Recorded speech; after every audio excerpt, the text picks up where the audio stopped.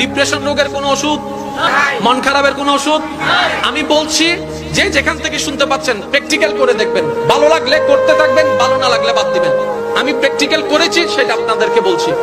যখন আপনি দেখবেন আপনার মনে বেশি পাথর জমে আছে, আপনার দুঃখ কষ্ট বুঝার মতো কেউ নাই, আপনার চোখের পানির মূল্যায়ন দেওয়ার মতো কেউ নাই, আপনার দুঃখ কেউ বুঝছে না, আপনার কষ্ট কেউ বুঝতেছে না, আপনার আশে নেই পাশে নাই নাই নাই কেউ নাই, আপনি যখন খুব একা মনে হবে, আপনার দুনিয়ার কষ্ট যখন আপনাকে চেপে ধরবে, আপনি কিচ্ছু করবেন না, শুধু একটা কাজ করবেন, যাই নামাজটা পিছিয়ে ডাইরেক্ট সিজদায় চলে যান, ডাইরেক্ট সিজদায় চলে যান, কপালটাকে ঝুঁকাই দেন, নাকটাকে ঝুঁকাই দেন, হাতটাকে ঝুঁকাই দেন, নিজের অস্তিত্ব বিলীন করে দেন, চোখটা বন্ধ করে সিজদার মধ্যে চলে যান।